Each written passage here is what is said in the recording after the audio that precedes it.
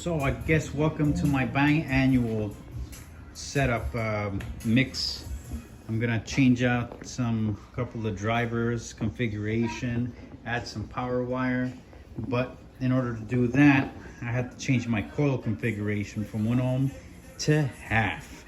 So I'm going half ohm on some Series U Apex from Apex. These are actually refurbished. With upgraded coils to the 8 layer, I believe, and it's not a progressive spider. It's just standard spider, and I think I forget what else I got. I'm gonna have to put it on the link description, but we're gonna open it up and we're gonna compare it to what we had before, and we're hoping that it fits the 4th order box. This is the only reason why I got the Sundown U series. I really wanted the X. And then again, I really wanted to go for DC, but right now I have no loyalty to one brand. I wanted to try DC. I wanted to try Sundown to see what all the fuss is about. The U series is in between what I'm trying to accomplish amongst musical and SPL-ish. SPL really would be like the X series and up, but it's okay. This is pretty good. X series was too big for the cutout. There was no way I was going to fit it in the 4th order side by side, and I don't know if these are going to fit. So let's stay tuned here. Check it out. I'm a sucker for stickers, man. Came with a couple Sundowns, couple Apex audio, a keychain right here, and you're not loud, I guess, until you get the you got that Sundown lanyard. So pretty sweet. I mean, thank you very much, Apex. So here's how it looks. It looks like they had this foam put in here, and it looks like it's in a very well packaged product. So good job on that, Apex. So let's take it out. And here's how they look after the unboxing. Here is an 1st generation Wolfram Ag-10. These did pretty good. They're beefy. They hit pretty hard. They're rated 1,250. Didn't really want to keep pushing it, and what I was gonna do is push them to the limit. The only way to get really louder with my setup is from going from 1 ohm to 0.5 ohms. With that rise was probably killing me, and I'm probably killing these subwoofers because I had them in an AW5K. So what I have to do is go to D2 configuration from a D4. So these are Sundown D2s. These are the U series. As you can see, they are slightly lower, and the surround is not as wide, but it looks like it's it may be taller. This at a glance would look like a beefier sub. These are only rated 23.5 millimeters X max, where these are rated as for 30, amazingly. And I'll correct myself in the description if I'm being mistaken by another series.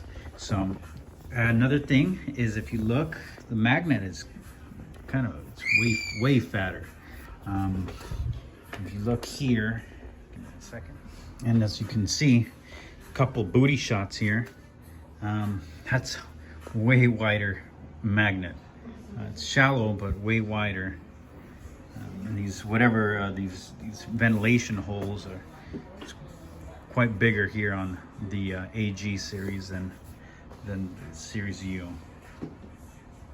And it does look like it's kind of been, it's refurbished. So I didn't expect it to be brand new, and it came with extra hardware on the magnet. So I'm hoping that they're just as good, and if not better. I'm hoping that they actually are better, being that they have upgraded parts. So I'll keep checking them out to see if I see anything out of the ordinary. And something to point out that I think it's worth to point out is see these speakers, for the most part, most speakers that I've had have this rubber grommet ring, O-ring, just the overall ring, and you can take that off. Whereas here, but it's bendable here, this is actually screwed down onto the basket. So that's impressive. And what I had to do with these to put them into the box, a 4th order, is I had to peel it back halfway so that I can push it through the basket because it's weird orientation. So right now I want to see if I'm going to be able to put one of these in here without having to take this out. And if I do have to take the ring out, well, it's okay. I could just unscrew it and then screw it back. It'd be awesome. Not like this thing here. And if you could see here, it buys me a little bit of width in case it doesn't fit. Finally took these screws out. It's going to be 10 of these. What is that? That is 3 millimeter. Fit perfectly, and I'm sure it was on here for quite some time because it was. I had to pull it, or maybe they put some adhesive, but there it is. You can take it off, and it kind of buys me some room, and that's what I'm hoping for here to get it mounted and get it put in. All right, so I got them in. I had, like I mentioned before, I had to take that ring off, and I was able to take them out off, except that there's this one on the end. Let me see if I could find it. That it's right there, right at the end there, that I was not able to screw back on. Those screws seemed like they were pretty old. The ring itself on the basket is made out of metal. Now, the one thing I did forgot and I neglected to show is how I wired them up. So I used the 8 gauge, right? 8 gauge that I ran through and looped out through one of them and into the other. So here it is popped out. So I'm only running one 8 gauge to each sub per side. So I have them in parallel. And what that will do, it drops them from a D2 down to a 1 ohm each sub. So let me see if, forgive the angle here, but let me see if I can get in there. There we go, kind of. You could see I went in through one and I looped it around the sub on one per each side. So what I ended up doing was I cut to length to the one end, went around the sub, and then just cut, I'd say about that much, so that when it flushes through the push terminal, it just kind of, it holds tight.